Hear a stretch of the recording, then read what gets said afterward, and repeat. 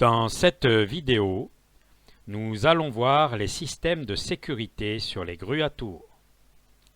Il faut savoir qu'il existe deux sortes de systèmes lorsque la grue est en activité, je dirais, ou en service, et un système lorsqu'elle est hors service. Les deux systèmes, lorsqu'elle est en service, sont les limiteurs de course, qu'on appelle aussi les fins de course, et les limiteurs de charge. En ce qui concerne les fins de course, il y en a quatre. Celui du levage, la distribution, l'orientation et la translation. Le fin de course de levage est une sécurité qui a pour rôle d'arrêter le moteur de levage lorsque le crochet de la grue est arrivé à environ 1 mètre sous le chariot, afin d'éviter qu'il aille le percuter, et au point le plus bas du chantier pour éviter que le moufle se couche au sol, au risque de faire sortir le câble de levage des poulies. Ensuite, le fin de course de distribution. Cette sécurité coupe le mouvement du chariot lorsque celui-ci arrive en pied ou en bout de flèche. Cette sécurité est double.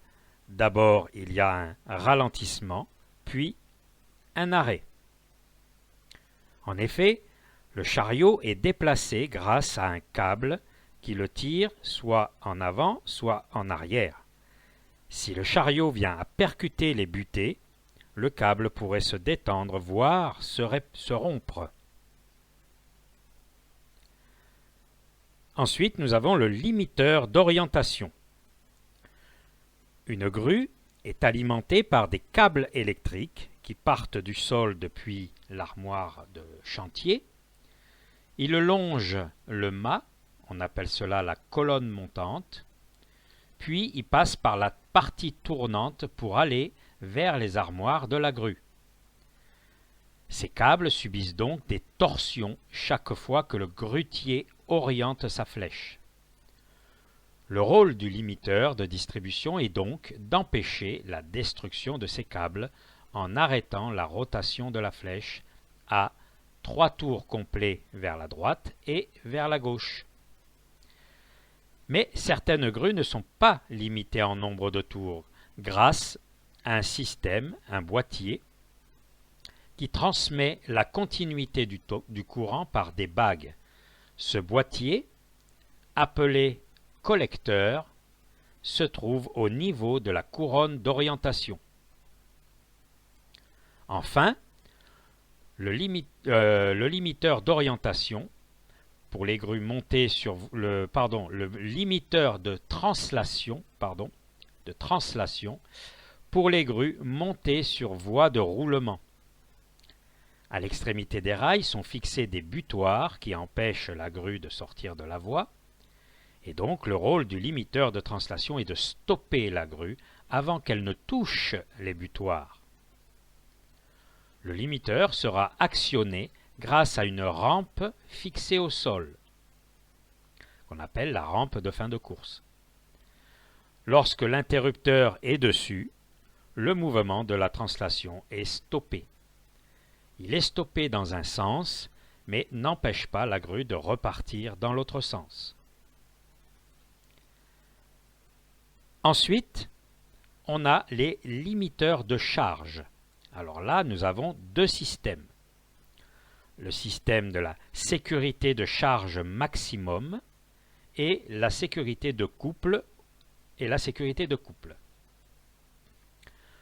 limiteur de charge maxi se présente sous la forme d'un anneau dynamométrique qui se déforme par la tension du câble passant par une poulie fixée sur l'anneau. Son rôle est d'empêcher de lever une charge supérieure à la capacité maxi de la grue, qui elle est prévue par le fabricant. Il limite également en petite vitesse le levage dès que 50% de cette charge maxi est atteinte. Ceci afin d'éviter au moteur de levage de forcer à la montée ou d'être en surrégime à la descente. Et puis, il y a aussi le limiteur de moment, qu'on appelle aussi la sécurité de couple. Celui-ci, il empêche de lever et ou de distribuer une charge supérieure à celle permise par le constructeur. Cette sécurité se présente le plus souvent sous la forme de deux lames qui sont fixées sur la charpente de la grue. Donc généralement on trouve ces lames de moment, ces barres de moment qu'on appelle, sur le porte-flèche. Sur les GMA, elles sont fixées, elles, sous les lestes de base. Et cette sécurité est chargée de capter la déformation de la flèche, c'est-à-dire quand la flèche fléchit avec la charge par le poids d'une charge. Elle agit lorsque le chariot se trouve au-delà de la zone de charge maxi et, selon la portée, stoppera le mouvement.